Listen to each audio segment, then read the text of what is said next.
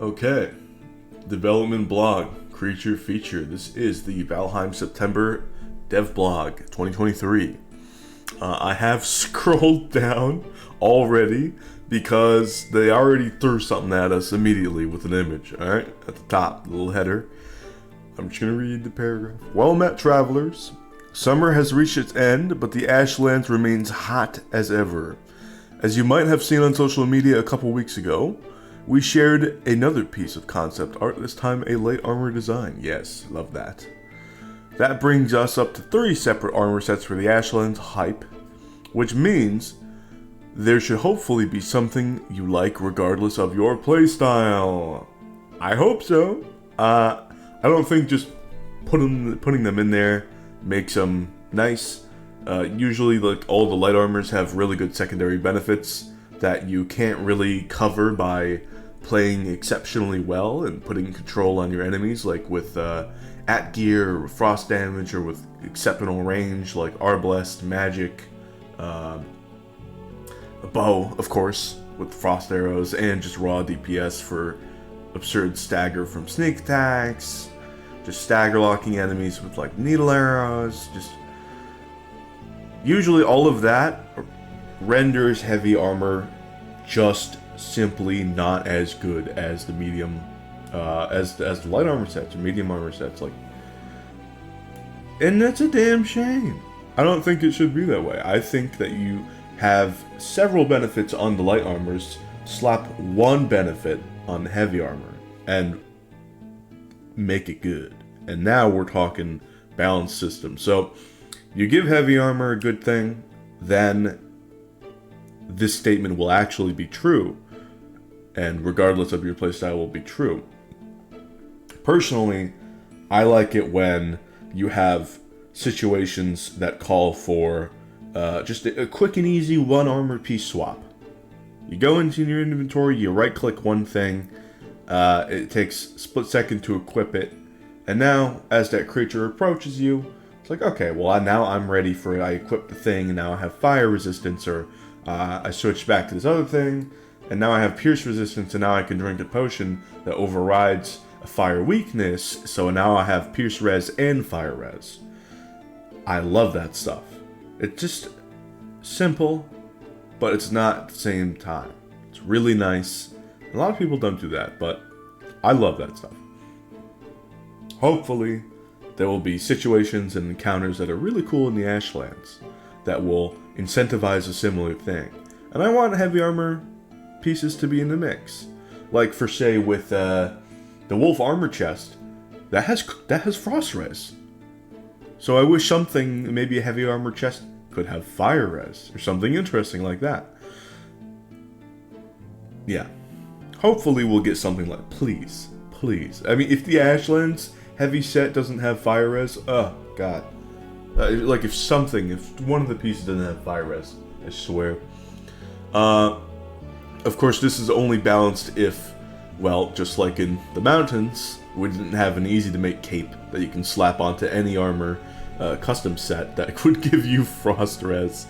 And now, of course, we have the glorious feather cape. So, maybe fire cape, although maybe you have feather cape paired with fire chest, but the fire chest provides a move speed penalty, so everything's a little bit balanced. I think that's a good idea. Let's continue on to the actual devlog. Last time we focused a lot on the landscape and terrain, and we've shown off another landscape image on social media since then too. Yes, saw that. So this time, we'd figured we'd take a look at the Ashlands inhabitants instead. Yes! Ooh, creature feature. Like we said many times already, game development is an iterative process, and things often change over time. For example, we've ended up giving a new look to the bone maw serpent. New look to bone maw, which lives in the sea surrounding the biome. Keep an eye out for these sharp spikes when you're sailing. Oh, that's genius. Well done. I mean, I haven't even seen it, but the sharp spikes. Incredible. I love the look of that. Wow. And I love that they've kept some of the lighting from the Ashlands evenings that we actually see. I've taken many screenshots in the Ashlands for some thumbnails here and there so that I can get non-spoilery thumbnails, because I'm not trying to spoil anybody. I've had myself spoiled on some things by other Valheim creators. I'm not too fond of it. This carries the same lighting of Ashlands with the sun going down as the initial Ashlands that we have right now. It's kind of empty except for some Surlings and Flametal. This is really cool. I really dig this lighting. I love how the moon's super reflective on the water, and it just highlights this bone maw super good. I love this bone maw. I did like the glowing yellow eyes, but I like this better. I also really like, you can see there's lights at the end of these spikes. And again, genius light and color design, Grimcore. What is going on here? See all these floating particles here? They carry similar lighting. So you know how the Black Forest has a lot of blue lighting? Trolls can almost blend into it. Mistlands have the Yggdrasil wood that hangs down almost like yaw tentacles so that they can kind of blend into it. Similar situation. Time and time again, they keep on adding in these things so that creatures can almost blend into the area, and it is wonderful. I think this is glorious. I hope that we get a giant trophy. You remember when they switched fish mechanics? They added in all the fish with Mistlands, and you could hang them up as a trophy. And of course, top fish, quality 5 angler for that glorious glowing aspect to it. I wanted to hang up a whole serpent then, and I want to hang up a whole serpent now. Come on. That would require some changes to how serpents are hunted. It would be quite the situation. You would only be able to take them on land and get the whole serpent, but oh, come on, I want to hang up the whole thing with the glow. If this is all connected to the head, then that's fine. I don't think it is, judging by the distance. I don't think all these spines are. But maybe one of them are. Maybe it's just one of them with the glow. It's going to look menacing enough to where it's going to look really beautiful with the trophy up anyway. We're going to be able to set this up and pair it up with some growth trophies, and it's going to look great. Because there's going to be also other Ashlands creatures trophies, which, let's move on. We also felt there was a type of enemy lacking. I love when they think this, because then we just get more stuff. Oftentimes, when we need inspiration, we look back at the Black Forest. Really? What? That's curious. The Black Forest is really cool. There's so much going on in there. It is great. This time was no different. By borrowing some aspects from the Grey Dwarves. Annoying ass mob. We've added the subcategory of Chard, which currently makes up for quite a large portion of the Ashlands population. Oh boy. So they had all interesting enemies. With basically, they only had brutes and shamans and shit, right?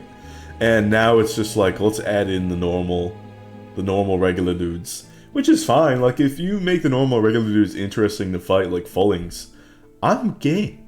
And I think Fullings, Seekers, really cool. So, hopefully these Chard, let's see them. Ah, they look magnificent. Look at this. Look at the light that you can see in the distance. Ah, that's so cool. That is so cool. Look at them. Look at them. I wonder what resistances they will have. Presumably they'll have the same, what we've seen from that one Meteor Rain event teaser.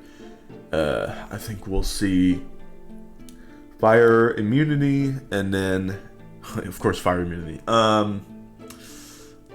Maybe blunt or frost resistance. Definitely spirit weak. Yeah, that's going to be the most interesting thing, how the balance of spirit plays into this. And then, like, Pierce as well is going to be fascinating, because right now, Pierce is only held back by Pierce-resistant enemies. If you have neutral target, Pierce damage is absurd. I mean, Arbalest, Bow, Atgear, all ridiculous at taking out enemies. So, it's going to be super interesting. Right now, the Spine Snap has some Pierce damage. And considering Silver Arrows, if they're totally resistant to, like, pierce and all of that, you'd still be able to fuck them up with some nice silver arrow plus spine snap sniping with DOT. I don't know how good it is compared to say the Arbalest, because even if they have pierce res, the Arbalest has absurd burst damage, and we might be getting an elemental bolt this biome. I don't know. I feel like we should have already had maybe a bile bolt in the Mistlands, but we could be getting a lightning bolt in this biome or something of that sort. Fire bolts would be great. But if we get something other than fire, I think being able to get a sneak attack with from deep range, or even just picking them off from deep range with the Arbalest's non-existent dropper, even if we get a new crossbow with some sort of split damage, we're going to be shredding these guys unless they're pretty much very resistant to pierce or pierce immune, which I doubt they're going to be pierce immune. Normal skeletons are just pierce resistant, and these guys are presumably pierce resistant or very res, but I would presume pierce resistant. It's interesting that they said Grey Dwarfs rather than skeletons, but okay. The regular Grey Dwarfs, I guess. So this is what I saw up here. Their initial picture, I was like, okay, you're just putting this in there? That's great. I just immediately scrolled down. I love the look of these guys. They're menacing, but like they're gonna seem like such dorks once we're like deep in the biome. And it's gonna be fantastic. Okay, alright. We're of course filling out the landscape with various kinds of structures. You know by now that Valheim also carries plenty of traces of old civilizations. Yes, and the Ashlands will be no exception. And even while most of the biome will be a fiery wasteland, the old ruins will still have kept a thing or two intact. Oh. We'll let you discover for yourselves what can be found there, thank you. So for now, we'll just show you the blended version of what they can look like. Aha! Blended version. Oh, look at that. Ooh. Multiple levels. Looks like we'll be able to climb up the side. So getting up here, depending on the scale, getting up here to here is going to be easy. With a lot of run and jump and some Fenris plus Feather Cape, getting from here to over here won't be too hard. Again, this is assuming the scale is fairly normal. Probably be some mobs over here, and we can get over here, here, over here. And then we might, if this is large, which I assume it's going to be larger than what I'm currently expecting and explaining how to scale this, then we'll just have to build up, and that's fine. The question is, where are these ruins going to be? I think, considering these are like the intact ones, you know, I think they're going to be in the outer Ashlands, as we've seen with all of this right now. All this dark blue, black ash, everything. Yeah. I think this is going to be in outer Ashlands, and this is pre-color graded, pre-set up. It's just initial design. There are some interesting... Oh man, why am I blanking on these? These are bowmen and crossbowmen slits for fighting enemies. They're not maculations, those are the vertical ones. I mean, these are vertical shaped, but they're not like in the ground, right? Are they considered maculations? I forget what they're called, but it's really cool. Please, like how in the infested mines, you can't snipe through the little holes where you can look through. Please make it, and honestly, I would love a reverse change as well. Please make it so that you can actually snipe through these. Please have that detail in there if you're going to design them like this. Please. I think it would be so cool. A little defend the fortress, or what's left of it, or rebuild it and keep these in here. Or maybe we'll be able to build these into our base, depending on what type of material this is. Of course, still unfinished, so we don't know the prime details, but I do like the way that they're going with these slits here. Very cool. Okay. With the submissions for our Trial of Tier closing last week, we'd like to thank and commend everyone who managed to complete the game on hard mode. We're all very impressed with how fast some of you really managed to get through the game, and we'll reveal the winner shortly. See, I understand I understand they're trying to be like, yeah, you guys are so cool. This seems like a damn participation award. I think they are well aware of how many people they have disqualified because their dev intended rule was super vague, and a lot of people used a lot of cheese that wasn't intended and got their runs disqualified and they didn't even know.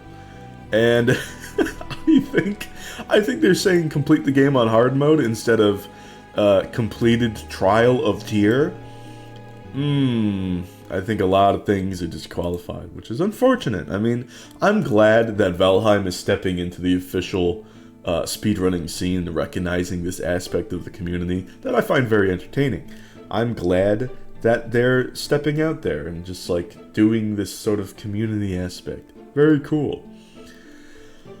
I think next time the rules gotta be clear, but once they announce the winners, hopefully we'll get some good clarifying statements about what's intended, what's not, why runs were disqualified, and then I'll be able to take that and provide constructive criticism in the normal game sense, not just speedrunning.